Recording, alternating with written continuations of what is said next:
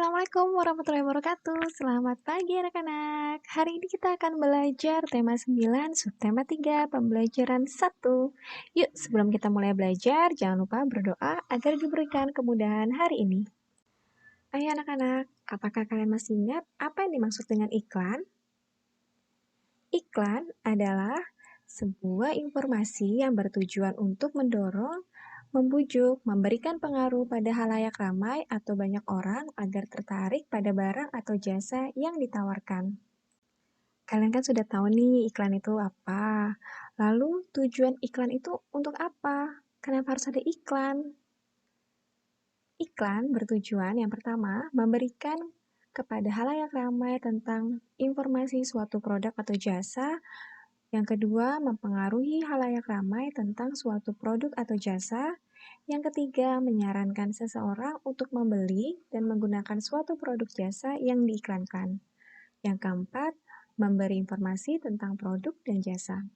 Dan yang terakhir, menarik halayak ramai. Jadi, iklan itu bertujuan untuk kita mengiklankan suatu barang agar bisa dibeli dan bermanfaat bagi halayak ramai. Setelah kalian mengetahui tujuan iklan, kita harus tahu juga nih ciri-ciri iklan apa sih? Ya, ciri-ciri iklan yang baik dan benar. Yang pertama, harus bersifat informatif. Yang kedua, komunikatif. Yang ketiga, bahasanya singkat dan padat. Dan yang keempat, iklan itu harus menarik. Anak-anak, perhatikan gambar iklan berikut. Apakah kalian pernah melihat gambar iklan ini? Ya, iklan tersebut adalah iklan baris. Iklan baris biasanya ada di media cetak ya. Iklan baris adalah iklan kecil atau singkat berisi penawaran atau informasi tentang sesuatu yang terdiri atas beberapa baris saja. Iklan baris ini biasa juga disebut dengan iklan mini.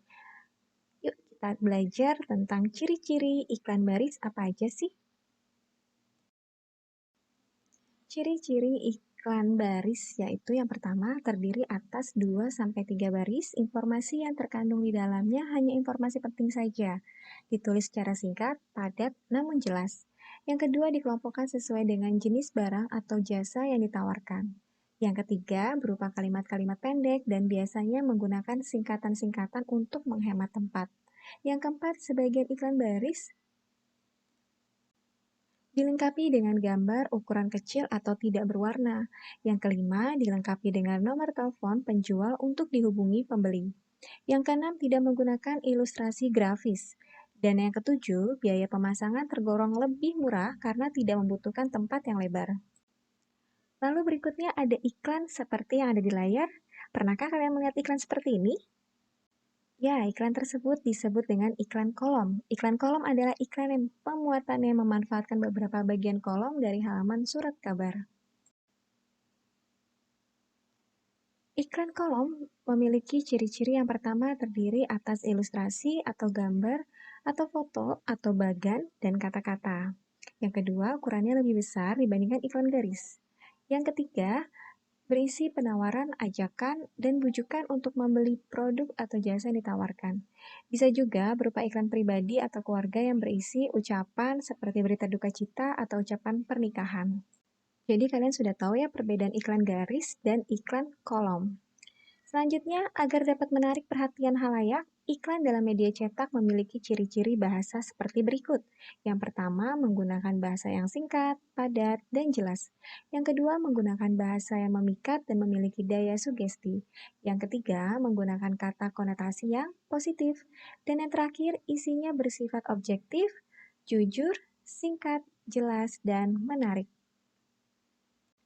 Coba yuk kalian perhatikan iklan pada gambar berikut. Apakah maksud dan tujuan iklan tersebut? Termasuk iklan apa jika iklan tersebut dimuat dalam surat kabar? Jelaskan kesimpulan isi teks berupa paparan ya. Yuk kita coba bahas iklan tersebut. Yang pertama, apa maksud dan tujuan iklan di samping?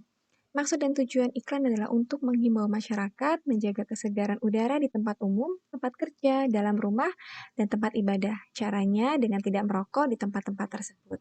Yang kedua termasuk iklan jenis apa nih? Termasuk iklan kolom. Dan yang ketiga, berikan kesimpulan. Kesimpulan isi teks paparan iklan tersebut adalah mengenai himbauan untuk menciptakan udara segar di tempat umum, tempat kerja, dalam rumah, dan tempat ibadah dengan tidak merokok. Kita lanjut ke mata pelajaran IPA. Kita masih membahas tentang unsur dan senyawa. Unsur adalah zat tunggal yang tidak dapat diuraikan menjadi zat lain yang lebih sederhana, contohnya besi, emas, oksigen, dan lainnya. Sedangkan senyawa terbentuk oleh perikatan kimia dari dua atau lebih jenis unsur. Sebagai contohnya seperti air. Air terbentuk dari oksigen dan hidrogen. Contoh senyawa yang sering kita temui dalam kehidupan sehari-hari seperti asam cuka, garam dapur, soda kue, dan lainnya. Selain zat tunggal, juga ada zat campuran ya. Kita kembali lagi mengulang apa yang dimaksud dengan zat campuran. Campuran adalah gabungan dari dua zat atau lebih yang sifat asalnya tidak hilang sama sekali. Campuran dapat dibentuk dari gabungan unsur dengan unsur, senyawa dengan unsur, atau senyawa dengan senyawa. Contoh campuran seperti air laut, air sungai, air garam, air gula, dan lainnya. Jika kalian buka di buku paket kalian, ada tabel seperti ini. Ada nama zat, termasuk unsur atau senyawa. Kita coba yuk untuk menjawabnya. Air itu termasuk senyawa, tembaga termasuk unsur, gula termasuk senyawa, perak termasuk unsur, kalau garam termasuk senyawa, hidrogen dan besi termasuk unsur, lalu asam cuka termasuk senyawa dan oksigen, serta emas termasuk unsur. Sekian pembelajaran kita hari ini. Terima kasih sudah menyimak video ini. Ibu pamit. Assalamualaikum.